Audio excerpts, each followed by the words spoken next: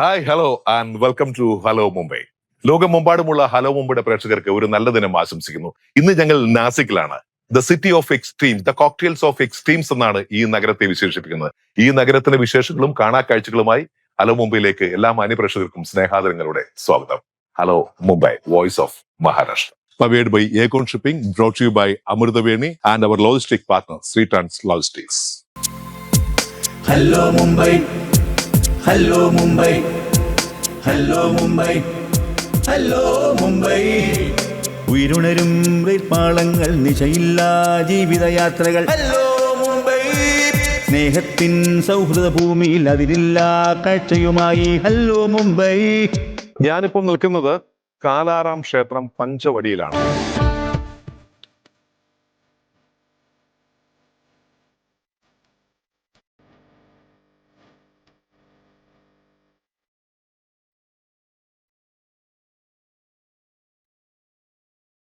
പഞ്ചവടി എന്ന പേര് ലഭിച്ചത് ഇവിടെ 5 വടവൃക്ഷങ്ങളുണ്ട്. അതായത് 5 ആൽമരം. 5 ആൽമരമുള്ളതാണ് ഇതിനെ പഞ്ചം പറഞ്ഞാൽ 5, പഞ്ചഭൂതം പഞ്ചേന്ദ്രിയം എന്ന് പറയുന്ന പോലെ പഞ്ചവൃക്ഷങ്ങൾ. അങ്ങനെയാണ് ഇതിന്റെ പേര് പഞ്ചവടി എന്ന് വെച്ചത്. കാലാറാം മന്ദിറാണ്, കറുത്ത രാം ക്ഷേത്രമാണ്. ഈ ക്ഷേത്രത്തിന്റെ വിശേഷങ്ങളെ കടക്കാൻ ഏവർക്കും സ്നേഹാദരങ്ങളോടെ സ്വാഗതം.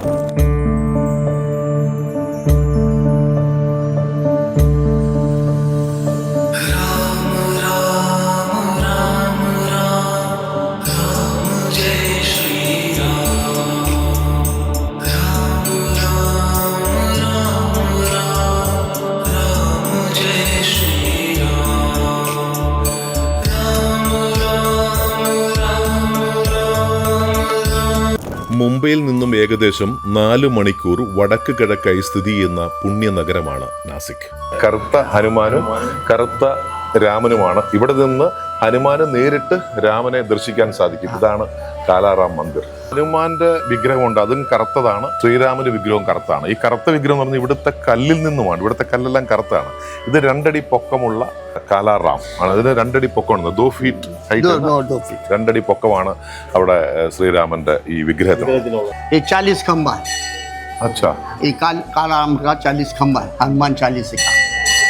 ओके. हाँ, 40 दिन इधर हनुमान चालीसा पड़ेगा, उसकी मनोकामना पूरी हो जाती है. അതായത് 40 തൂണുകളാണ്. അതിന്റെ നമ്മൾ മനസ്സിൽ പ്രാർത്ഥിച്ചാൽ അത് സത്യമായി നടക്കുമെന്നുള്ളതാണ്. राम जी 14 बरस वनवास चले गए. 14 വർഷം വനവാസത്തിലായിരുന്നു രാമൻ. അതെ. तो ये 14 सीढ़ी ഓ, गिन लो. അങ്ങനെ. हाँ, 14 വർഷമാണ് രാമൻ വനവാസത്തിൽ വന്നത്, രാമനും ലക്ഷ്മണനും സീതയും. അപ്പൊ ഇതിന്റെ 14 പടികളുണ്ട് ഈ അമ്പലത്തിലേക്ക് വരാൻ. അതാണ് 14 പടികൾ.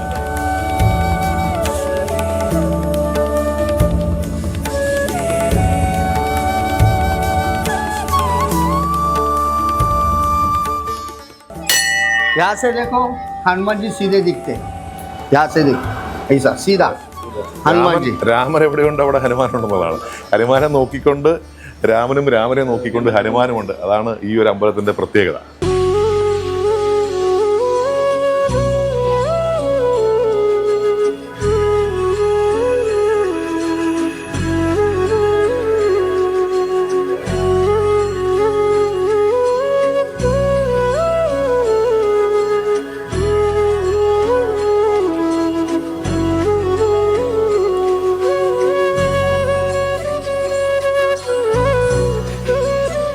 आप कितना साल से इधर पूजा कर रहे हो? My generation is more than 700 years now. We are worshipping this God is for more than 700 years. 700 വർഷമായിട്ട് ദേവിനെ പൂജിച്ചുകൊണ്ടിരിക്കുകയാണ്. Yeah, and then this idol we found, our ancestors found in the Godavari river. In this condition, that is in black condition. This is made out of sand. അതായത് ഇത് ഗോദാവരി നദിയിൽ കയറുന്നു. അത് പറയുന്നെന്ന് പറഞ്ഞാൽ പണ്ട് മുഗൾ രാജ് मैंने सुना है कि उन्होंने ये मंदिर तोड़ के फेंक दिया था. No, मंदिर में not this temple. Before this temple, there was a wooden temple actually. This statue is the statue was in that temple actually at that time. From last 300 years, this construction is here. From last 300 years. So ये आपको ये राम को मिला था नदी से. Ram, Lakshman, Sita and Hanuman, 4 idols. Okay. All 4 idols we received from this Godavari river as it is. Okay. Godavari റിവറിൽ നിന്നുമാണ് രാമന്റെയും സീതയുടെയും ലക്ഷ്മണന്റെയും വിഗ്രഹം ലഭിച്ചത്. അതുകൊണ്ടാണ് കറുത്തതാണ് ഇവിടുത്തെ മലയാളത്തിൽ കാലാറാം മന്ദിർ എന്ന് പറയുന്നത്. ഈ മന്ദിരം ഏകദേശം പണിഞ്ഞിട്ട് 300 വർഷം കഴിഞ്ഞു. It's almost 300 years more. This construction. This construction. Before that, the wooden temple was there, and in that, this statue was there actually. ആദ്യം ഉണ്ടായിരുന്നത് മരത്തിന്റെ ഒരു അമ്പലമായിരുന്നു. അന്ന് അവിടെ ഉണ്ടായിരുന്നു ഈ പ്രതിഷ്ഠ. I mean, that means this idol is from last 1500 years. This idol is here. From last 1500 years. That means from 8th century. More than before 8th century. Because Adya Shankaracharya, he was there in the 8th century. He was here for worshiping this god. ആദ്യ ശങ്കരാചാര്യ ഇവിടെ വന്ന് പൂജിച്ച ഒരു ക്ഷേത്രമാണ്. അതായത് 8ാം സെഞ്ചുറിയിൽ. അപ്പോൾ എത്ര വർഷം പറഞ്ഞു? 1500 വർഷത്തിനും മുകളിൽ പഴക്കമുണ്ട് ഈ ക്ഷേത്രം. ഇവിടെ നിന്ന് തൊഴാൻ സാധിക്കുക, അദ്ദേഹമായിട്ട് സംസാരിക്കാൻ ഇതിൽ വലിയ മഹാഭാഗ്യം മറ്റൊന്നും കിട്ടാനില്ല.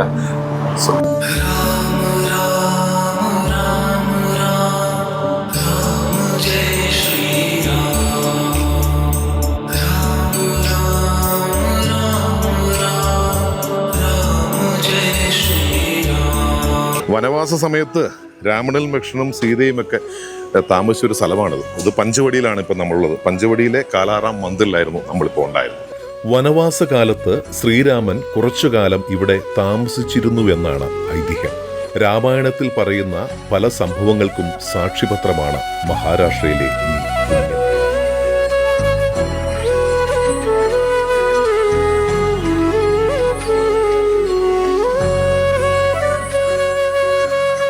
कालाराम, काला गणेश, കാല ഗണേശോ. बराबर.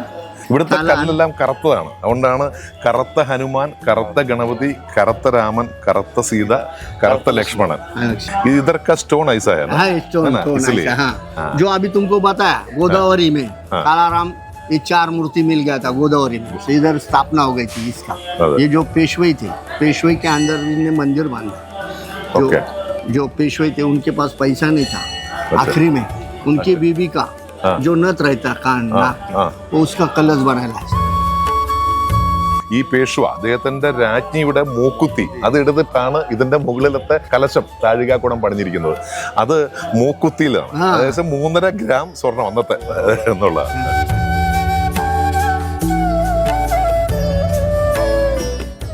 കുംഭമേള സമയത്ത് ഇവിടെ ഇരിക്കുന്ന ഈ തൂണുകളിലെ ഇവിടെ എല്ലാം സ്വാമിജികൾ വരും. അത് പ്രത്യേകം പറഞ്ഞത് ചെവി ഇത് എന്താ കീറിയാവോ कानपाड़े बाबा. കാൻപാടെ അങ്ങനെ സംഭവം കാൻപാടെ उनके डूल रहते हैं जैसा अपन का जो छोटा रहता उनका बड़ा रहता इधर से पड़े रहते इधर से. അത് പറയണത് ഇത്ര വലിയ ചെവി അല്ലെ, അത് കീറിയിട്ടുണ്ടാന്ന് പറഞ്ഞത്. അവരുടെ കസ്റ്റഡിയിലായിരിക്കും അത്ര 1 മാസത്തോളം ഈ കുംഭമേള സമയത്ത്. അതാണ് ഈ തൂണുകൾ ഇവിടെ കാണുന്നത്. ഇതിനുള്ളിലാണ് ഇവരെല്ലാരും ഇരിക്കുക. 31 ദിവസം 1 മാസത്തോളം അവരിവിടെ ഉണ്ടാവും.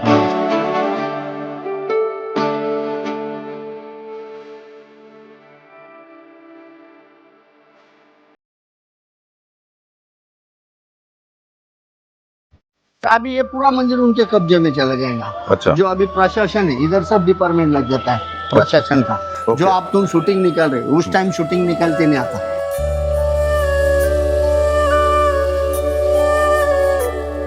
ये देखो इधर जो पुजारी थे ये जो राम जी यहाँ से आए. जो 4 मूर्ति राम जी यहाँ से आए. അയോധ്യയിലെ രാജാവായ ശ്രീരാമൻ തന്റെ 14 വർഷത്തെ വനവാസ കാലത്തിനിടയിൽ വാസസ്ഥലമാക്കിയതിന്റെ പേരിലും നാസിക് പ്രശസ്തമാണ്. तो ये 4 दरवाजे हैं. ये पूर्व पश्चिम दक्षिण उत्तर. ये 4 गेट है राम मंदिर को. तो ये गेट से राम जी आए. 4 പ്രവേശന കവാടമാണുള്ളത്. കിഴക്കും പടിഞ്ഞാറ് തെക്ക് വടക്ക്. ഈ വഴിയാണ് ശ്രീരാമൻ അകത്തേക്ക് വന്നു എന്നാണ് പറയുന്നത്. इधर से आया. आने के बाद इनको आने के लिए बहुत दिन लगे, यानी 25-30 दिन लगे. तो कैसा था उसके ऊपर गणपति का ही नहीं था. जो अपन श्री गणेश करते हैं तो ऊपर श्री गणेश लगाया तो उसको ऊपर श्री गणेश लगाया. फिर बाद में अंदर चले आए. तो गेट के अंदर 4 गेट है. तो पहला बजरंग इधर है, हनुमान जी. दूसरा हनुमान जी इधर है. तीसरा हनुमान जी उधर है. चौथा हनुमान जी सामने. बाहर एक गेट के अंदर एक हनुमान जी. ऐसा 5 हनुमान. 5 ഹനുമാന്മാരുണ്ട് 5 സ്ഥലങ്ങളിലായിട്ട്. അത് കയറി വരെ ഒരുപാട് സമയം എടുത്തു. അന്ന് ഗണേശൻ ഉണ്ടായിരുന്നില്ല എന്നാണ് പറയണത്. അതിനുശേഷം മുകളിൽ ഗണേശ ഭഗവാനെ കുറിച്ച് എഴുതി അതിനുശേഷമാണ് രാമൻ അകത്തേക്ക് കടന്നു വന്നത്.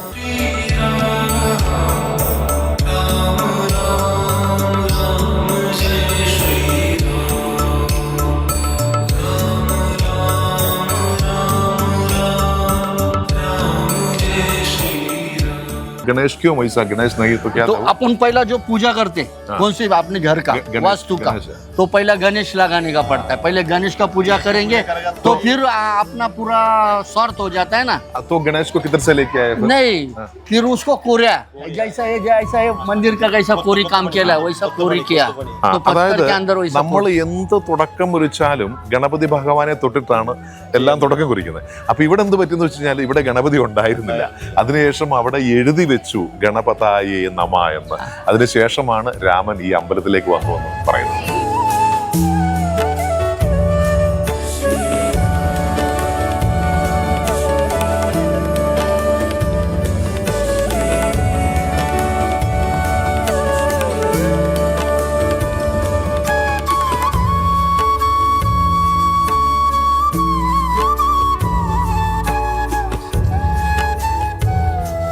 അപ്പം ഇനി നമുക്ക് ഹലോ മുംബൈയിൽ ഒരു ചെറിയ ഇടവേളയാവാം.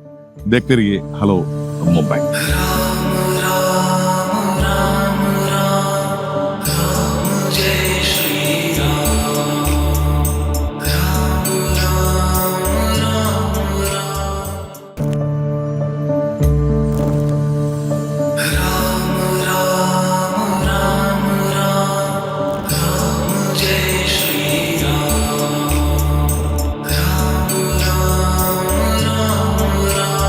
ये जो रथ राम मंदिर का रहता है वो गांव में चला जाता है। गांव में से आता है वो नदी के पार, ये दूसरा रथ है वो नदी के पार चला जाता है। Okay. राम जी का नदी के पार चला जाता है। गरुड़ का जो रथ रहता है वो राम जी के वो उधर जाता है नदी के पार। അപ്പൊ ഇത് നമ്മൾ കാണുന്നതാണ് ഈ ഇവിടെ നിന്നും ഗരുഡനെ വഹിച്ചുകൊണ്ടുള്ളൊരു രഥമാണ്. അങ്ങനെ 2 രഥങ്ങളുണ്ട്. ഈ 2 രഥവും ഒരു സ്ഥലത്തെത്തും. അതിൽ അക്കരയ്ക്ക് എത്തുന്നത് ഈ ഗരുഡൻ, ഇവിടെ നിന്ന് പോകുന്ന ഒരു രഥവും മറ്റൊരു രഥം മറ്റൊരു രാമക്ഷേത്രത്തിൽ നിന്നും വരുന്നുണ്ട്. അതും ഈ പറഞ്ഞ നദിയുടെ സ്ഥലത്ത് എത്തും. അങ്ങനെയാണ് ഒരു രഥയാത്ര. എന്റെ രഥമാണിത്.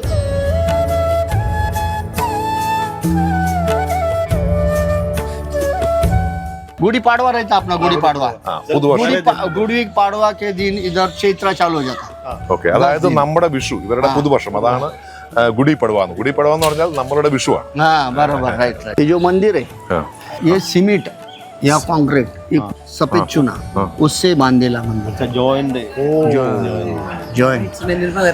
ये किसी ये कंक्रीट से मंदिर ഇതിന്റെ बांधे। ഒരു വലിയൊരു പ്രത്യേകത പറയുന്നത്, അതായത് നമ്മുടെ ചുണ്ണാമ്പും പിന്നെ മലായി, അതായത് നമ്മുടെ പാലിൽ നിന്നും കടഞ്ഞെടുത്ത മറ്റൊരു രൂപം, ഇത് രണ്ടും കൂടെ ചേർത്തിട്ടാണ് ഈ അമ്പലത്തിന്റെ കല്ലുകൾ തമ്മിൽ ജോയിന്റ് ചെയ്തിരിക്കുന്നത്. അതായത് സിമന്റ് ഇല്ല, മറ്റ് സംഭവങ്ങളൊന്നുമില്ല. അത്ര മനോഹരമായിട്ട് എനിക്കൊന്ന് നീ ഒന്നും ഇതൊന്നും ഇങ്ങനെ പണിഞ്ഞെടുക്കാൻ സാധിക്കുമെന്ന് തോന്നുന്നില്ല. ഇപ്പം നമ്മൾ ഈ കാണുന്നതാണ് ഓവ്. ഇതിന്റെ ഉള്ളിൽ ഇപ്പം നമ്മൾ കണ്ടതാണ് ശ്രീരാമനും ലക്ഷ്മണനും സീതയുമുള്ള അമ്പലം. അതിന്റെ ഓവാണ് ഈ സൈഡിൽ കാണുന്നത്.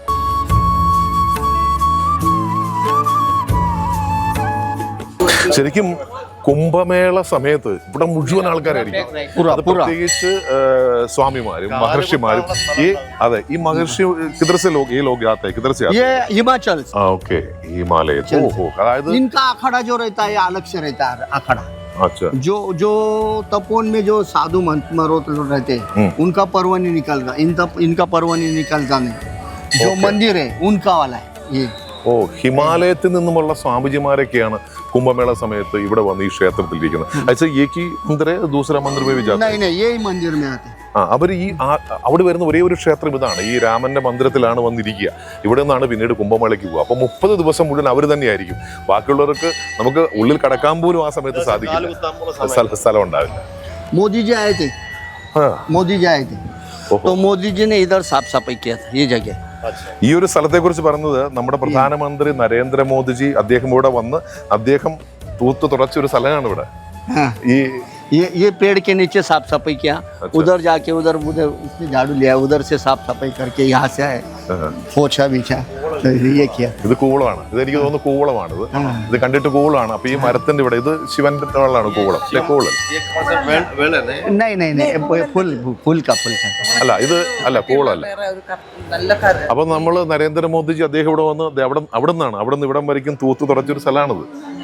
കോൺസ ടൈം ആയത് നരേന്ദ്ര ये अभी पिछले साल आए थे। കഴിഞ്ഞ വർഷം, हाँ, ഒരു വർഷം മുമ്പാണ് അദ്ദേഹം ഇവിടെ.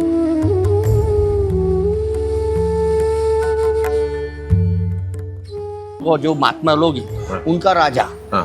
उनका बैठने की जगह ये, अच्छा, उनका राजा. उनका राजा उनका राजा वो राजा किधर था वो भी हिमाचल में।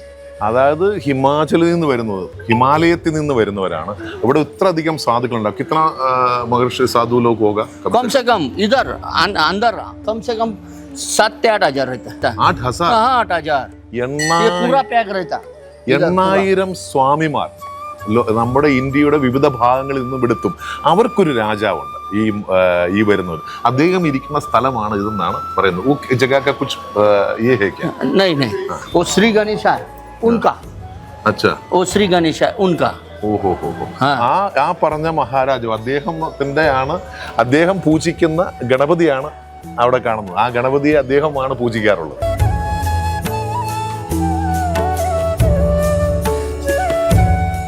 ഇവിടെ ഇത് മുഴുവൻ ഏകദേശം 10, 7,000, 8,000 സ്വാമിമാരുണ്ടെന്നാണ് പറയണത്. അവരത്ര പേര് ഇവിടെ വരും. അപ്പം അതിൽ വരുന്നവർക്കൊരു രാജാവ് ഇരിക്കുന്ന ഗണപതിയാണ്.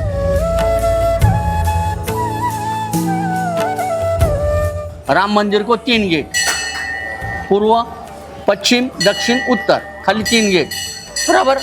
यहाँ से अपन निकले बाहर तो सीता गुफा। सीता गुफा। पंचोटी नाम क्यों पड़ा? पंचोटी नाम क्यों पड़ा? पंचोटी नाम इसलिए पड़ा कि उधर 5 वर्ड थे। പഞ്ചവടി എന്ന പേര് വരാനും അതിന്റെ പുറകില് ഒരു വലിയ ചരിത്രമുണ്ടെന്നാണ് പറയുന്നത്. കാരണം പഞ്ചവടി, വടി എന്ന് പറഞ്ഞാൽ വടവൃക്ഷം, 5 വടവൃക്ഷം, അതായത് 5 ആൽമരം ഉണ്ടായിരുന്നു എന്ന് പറയുന്നു. അങ്ങനെയാണ് ഇതിന് പഞ്ചവടി എന്ന പേര് ലഭിച്ചത്. वो पेड़ थे 5 पेड़, वहाँ सीता माई ने संसार किया 12 साल। उधर सीता संसार, सीता गुफा, सीता इसकी वजह सीता गुफा, सीता संसार। वहां से सीता हरण हो गया। उसके आगे तो तपोवन में वहां से शूर्पणखा का नाम काटा तो गोदावरी के उस पार पड़ गया। उसका नाम पड़ गया नासिक, इसका नाम पड़ गया पंचवटी। इसका नाम क्यों पड़ गया पंचवटी? इसका नाम 5 वर्ड के वजह से नाम पड़ गया पंचवटी।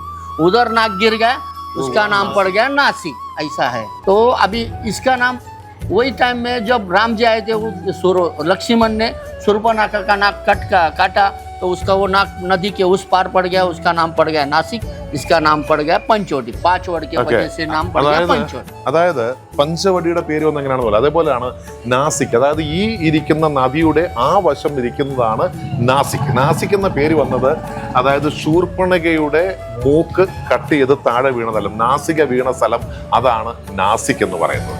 ഇതിന് 4 പ്രവേശ ദ്വാരങ്ങളുണ്ട്. അതിൽ ആക്ച്വലി ഈ രാമമന്ദിരത്തിന് 3 വഴികളാണുള്ളത്. ഒന്ന് കിഴക്ക്, പടിഞ്ഞാറ്, തെക്ക്.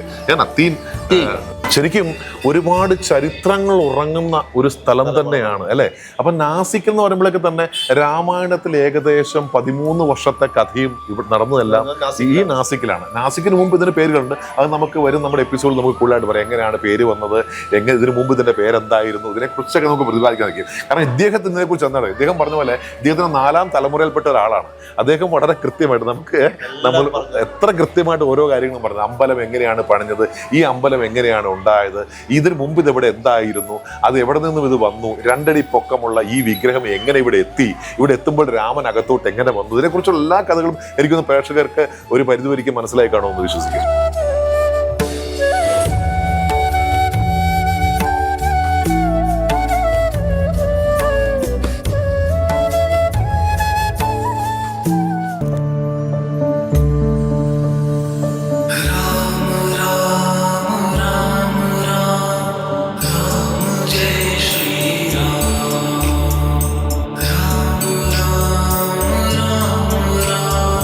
വർഷത്തോളമായി ഞാൻ മഹാരാഷ്ട്രയിൽ താമസിക്കുന്നു.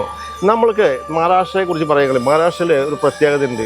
ഏത് ഗ്രാമവാസത്തിൽ പോയി കഴിഞ്ഞാലും അവിടെ നമ്മൾ ആരെങ്കിലും എന്തൊരു ആവശ്യപ്പെട്ട് കഴിഞ്ഞാൽ അവർ ആത്മാർത്ഥമായിട്ടാണ് നമ്മൾക്ക് സഹായം ചെയ്തു തരുന്നത്. അത് മഹാരാഷ്ട്ര പ്രത്യേകത. കാരണം എനിക്ക് 40 വർഷത്തിൽ പല ഏരിയയിലും ഞാൻ പോകുന്നുണ്ട്. ഞാനൊരു ബിസിനസ്സുകാരനും കൺസ്ട്രക്ഷൻ ലൈനിലുള്ളതുകൊണ്ട് പല ഗ്രാമവാസിലും അവിടെ ഗ്രാമവാസിലും ഞാൻ ഇന്നടത്ത് നിന്ന് വരികയാണ്, ഞങ്ങൾക്കൊരു സഹായം എന്ന് പറഞ്ഞാൽ അവർക്ക് എന്നുവെച്ചാൽ അവർ ഇത്രയും ആത്മാർത്ഥതയാണ് ചെയ്യുന്നത്. അതിന് നമുക്ക് ഇന്നലെ അനുഭവമാണ്. ഇന്നലെ നമുക്ക് പ്രേമപ്രകാശിൽ പോയപ്പോഴും ഇന്നിവിടെ വന്നപ്പോഴും അവിചാരിതമായ അദ്ദേഹത്തിന്റെ അതാണ്. എവിടെ പോയി കഴിഞ്ഞാലും നമുക്കത് ശരിക്കും മഹാരാഷ്ട്രയുടെ ഗ്രാമവാസികൾക്ക് എല്ലാവർക്കും ഞാൻ പ്രത്യേകം നന്ദി രേഖപ്പെടുത്തുകയാണ്. തീർച്ചയായും. അല്ലെങ്കിൽ നമുക്ക് ഒരിക്കലും ഒരു അമ്പലത്തിന്റെ കഥ, നമ്മൾ ഓരോ സ്ഥലങ്ങളിൽ ചെല്ലുമ്പോഴും ഓരോ ക്ഷേത്രത്തിനും ഓരോ കഥകളുണ്ട്. ആ കഥകളൊന്നും പറഞ്ഞ പോലെ മെനക്കെ പോലെ കിതർബി ലിഖേനെ രഖാ യേ സബ്. नहीं उधर नहीं लिखे नहीं ആ, അപ്പൊ ഇത് ഒന്നും എഴുതി വെക്കാത്തതുകൊണ്ട്, പക്ഷെ ഇത് പറയുന്നത് കൊത്തുപണികളിലൂടെ ഒരു ഗ്രന്ഥമാണെന്നും അത് പറഞ്ഞു തരുന്ന ഒരു സന്ദേശമാണെന്നും ഒക്കെ പറയുന്നുണ്ടെങ്കിലും അല്ലെ ചേട്ടാ, ഇതിനകത്ത് മറ്റൊരു സംഭവം എന്ന് പറയുന്നത് ഇന്ന് നമുക്ക് വളരെ അവിചാരിതമായി ഇദ്ദേഹം വന്നതെല്ലാം പറഞ്ഞു തരിക എന്ന് പറഞ്ഞാൽ അത് തീർച്ചയായും ഒരു ദൈവദൂതനെ പോലെ വന്ന് പറഞ്ഞു. 18-ാം നൂറ്റാണ്ട് മുതലുള്ള ചരിത്രം പറയുന്ന നാസിക്കിലെ കാലാറാം ക്ഷേത്രം മറാഠ സാമ്രാജ്യത്തിലെ സർദാർ ഒധേക്കർ നിർമ്മിച്ചതാണെന്ന് പറയപ്പെടുന്നു. ഈ എലിഫന്റ एलिफेंटा मतलब जो किधर ही बनाया है जो राम मंदिर है पूरा, हाँ। ऐसा ये जो एलिफेंटा किधर बनाया है, जो एक कारागिर था उसके मन में आया तो वो इधर राम जी का दर्शन होगा तो इधर भी अपना ദർശൻ കാണണം. दर्शन का ये हो जाएगा कारागिर. ഇതിനെ എലഫന്റ എന്നാണ് ഇവർ വിളിക്കുന്നത്. ഈ അമ്പലം പണിഞ്ഞ ആള് അദ്ദേഹത്തിന്റെ മനസ്സിൽ വന്ന ഒരു കാര്യം അദ്ദേഹം കൊത്തിവെച്ചിരിക്കുന്നു. ഇവിടെ വന്ന് തൊഴണമെന്നാണ് പറയുന്നത്. ये कुछ क्यों मुझको मंदिर के चारों बाजू में किधर ही नहीं है, खाली ये ओनली वन इधर ही बनाया है. क्यों बनाया इसे? ये उसका इसका मन था कि अपन गुजर भी जाएगा तो अपना नाम निकालेंगे. എന്നുവെച്ചാൽ അദ്ദേഹത്തിന്റെ പേരിന്റെ ഓർമ്മയ്ക്ക് വേണ്ടിയിട്ട്. ആ, അതായത് ഈ അമ്പലം പണിഞ്ഞ അദ്ദേഹത്തിന്റെ പേരിന്റെ ഓർമ്മയ്ക്ക് വേണ്ടിയിട്ടാണ് എലഫന്റ എന്ന് പറയുന്ന ഒരു സംഭവം ഇവിടെ. അത് മറ്റ് ക്ഷേത്രങ്ങളിലും എങ്ങും ഇല്ലെന്ന് മാത്രമല്ല, ഈ ക്ഷേത്രത്തിൽ ഈ ഒരു സ്ഥലത്ത് മാത്രമേ ഇതുള്ളൂ. അച്ഛാ, ഒരു വലിയ കാര്യമാണല്ലേ.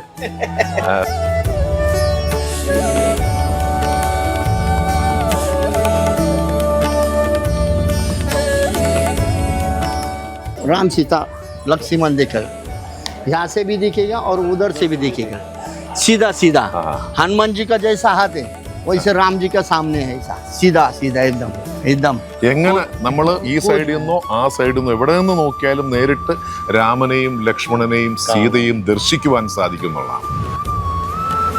ശരിക്കും അത് ആ സമയത്തൊക്കെ കാലത്തൊക്കെ അല്ലേ അതിന് അത്ര ഇത് ഉപയോഗിച്ചത് പണിയണമെങ്കിൽ ഇതൊക്കെ ശരിക്കും അത് നമ്മുടെ हमारा वो नए जनरेशन को ये सब कहानी बोलना चाहिए. बोलना चाहिए, जिसको मालूम है उसको नहीं मालूम. तो आपको तो इतना नॉलेज मेरा बचपन इधर गया, मेरा चौथी पीढ़ी चालू हो गया, 4 पीढ़ी हो गया.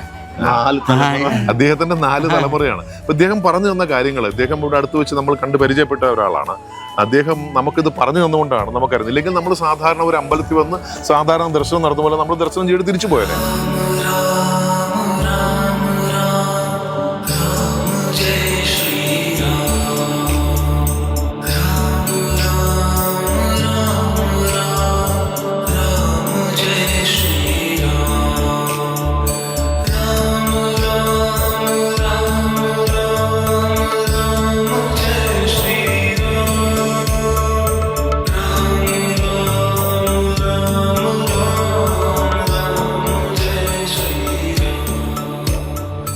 പക്ഷെ മെയിനായിട്ട് വരേണ്ട ഈ ക്ഷേത്രമാണ് കാല റാം മന്ദിർ. കാല എന്ന് പറഞ്ഞാൽ കറുപ്പ് എന്നാണ്. അതുകൊണ്ടാണ് കറുത്ത രാമക്ഷേത്രം എന്ന് ഇതിനെ വിളിക്കുന്നത്. അപ്പോൾ ഇതിന്റെ കൂടുതൽ വിശേഷങ്ങളുമായി നമുക്ക് ഇനിയും കാണാം, രാമമന്ദിരത്തിന്റെ വിശേഷങ്ങളും കാര്യങ്ങളുമായിട്ട്. അപ്പോൾ തൽക്കാലം ഞങ്ങൾ ഇവിടെ വാങ്ങുകയാണ്.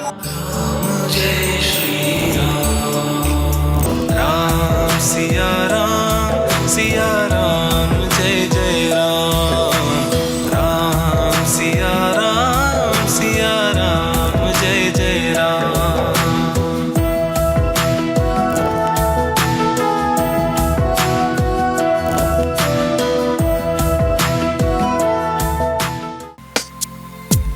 Hello Mumbai, hello Mumbai, hello Mumbai. ഉയരുണരും റെയിൽപാളങ്ങൾ, നിശയില്ലാ ജീവിതയാത്രകൾ. हेलो मुंबई, സ്നേഹത്തിൻ സൗഹൃദ ഭൂമിയിൽ അതിരില്ല കാഴ്ചയുമായി. ഹലോ മുംബൈ. ഹലോ മുംബൈ നിങ്ങൾക്കായി സമർപ്പിച്ചത് Amritveni hair elixir for women. Powered by Aegon Shipping and our logistic partner, Sri Trans Logistics.